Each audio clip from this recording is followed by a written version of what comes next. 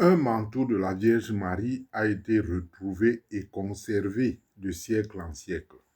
Laudetur Jesus Christus, loué soit Jésus-Christ. Pour mieux comprendre le mystère de ce voile de Marie, commençons par dire ce que sont les reliques des saints. Selon Wikipédia, les reliques sont les restes matériels qu'a ou qu'aurait laissé derrière elle, en mourant, une personne vénérée.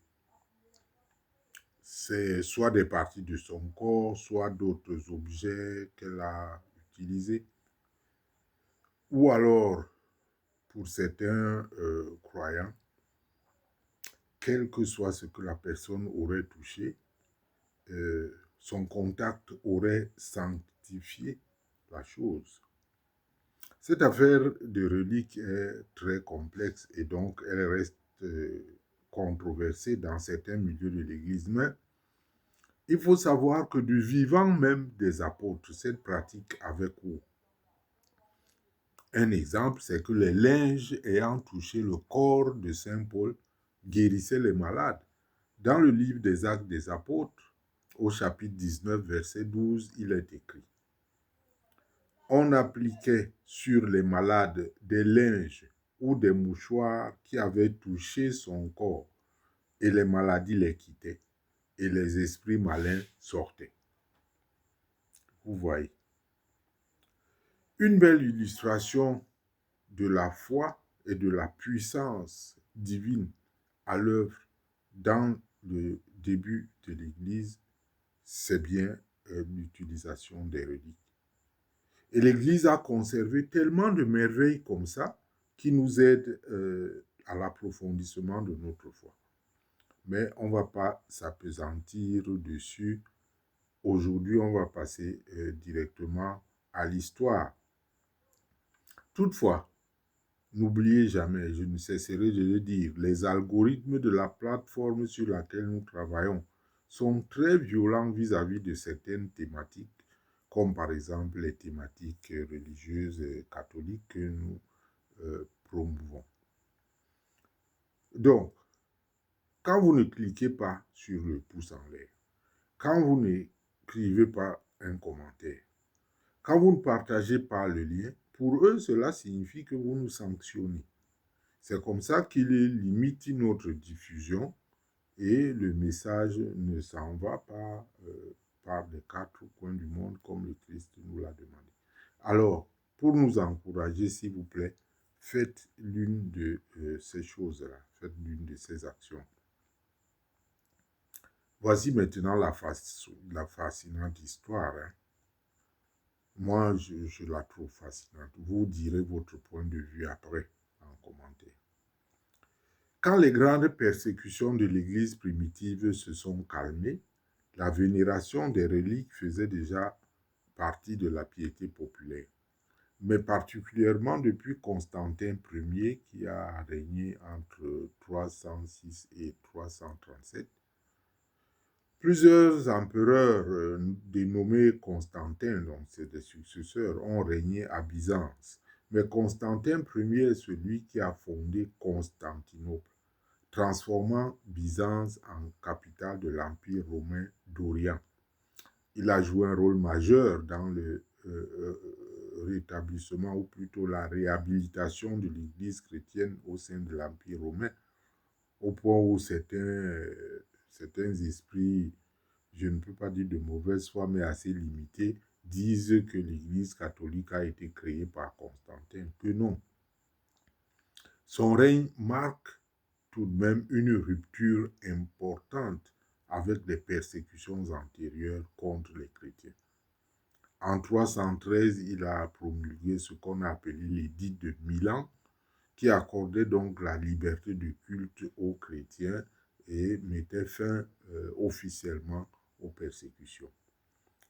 Cet empereur a favorisé le développement du christianisme en soutenant par exemple la construction des très grandes églises, notamment la basilique Saint-Pierre de Rome et l'église du Saint-Sépulcre à Jérusalem. Dans l'élan de la piété populaire, c'était aussi donc le retour à la lumière de l'iconographie, très chère à l'Orient chrétien, et des reliques minutieuses conservées par les premiers fidèles. Parmi celles-ci se trouvaient donc certaines affaires de la Vierge Marie et des apôtres. Aujourd'hui, nous allons parler d'une seule. Un des successeurs, l'empereur Constantin VI, régna sur l'Empire byzantin entre 780 et 797, mais son règne fut troublé par des conflits internes et fut finalement renversé.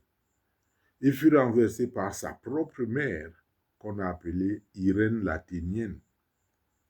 C'est elle donc qui aurait récupéré le fameux manteau ou voile de Marie, comme vous voulez, et l'aurait envoyé au roi gothique, disons ça comme ça, c'est-à-dire à Charlemagne, selon la pratique diplomatique de ce temps. Plus tard, vers 870-875, le petit-fils du roi, appelé Charles le Chauve, déposa cette relique dans la ville de Chartres et la consacra ainsi au culte marial. Selon la tradition, ce manteau aurait été porté par la Sainte Vierge lors de l'Annonciation ou alors lors de la naissance de Jésus. C'est un détail qui n'est pas le plus important. Quel que soit le cas, ce manteau devint un symbole puissant, attirant de nombreux pèlerins et renforçant le statut de Chartres comme sanctuaire marial. Il y a eu à Chartres beaucoup de conversions, pas seulement de ce qu'on peut appeler le petit peuple, mais aussi des personnes occupant des fonctions très élevées dans les classes régnantes. Ces conversions venaient certainement de leur méditation, de leur prière à proximité du manteau de la Sainte Vierge Marie, au point où, aujourd'hui, dans bon nombre de prières pour ceux qui pratiquent la spiritualité mariale, les fidèles demandent à la Vierge Marie de les couvrir de son manteau, sans bien évidemment savoir d'où ça vient et quel a été le cheminement de ce manteau. Lors de l'incendie de la cathédrale en 1194, la relique fut miraculeusement sauvée par des clercs qui la cachèrent dans la crypte. Cet événement fut interprété par le peuple de croyants comme un signe divin, accélérant ainsi la reconstruction de la cathédrale. Au fil des siècles, le voile a subi plusieurs transformations. En 1712, on découvrit qu'il s'agissait d'un tissu de soie de plus de 5 mètres de long. Ce manteau fut pourtant attaqué par les révolutionnaires après 1789, mais une partie préservée fut exposée dans la cathédrale de Chartres. Au XIXe siècle, un nouveau reliquaire fut fabriqué pour conserver ce voile. Cette relique a joué un rôle clé dans les grands pèlerinages mariaux du Moyen-Âge et Chartres reste jusqu'aujourd'hui un centre spirituel majeur. Si donc vous voulez voir le manteau de Marie, si vous voulez plus de renseignements, si vous voulez prendre un temps de méditation déterminant et de prière importante devant ce manteau de la Sainte Vierge Marie, vous pouvez facilement vous inscrire au pèlerinage de Chartres. Je vous mets le lien en commentaire. Loué soit Jésus-Christ.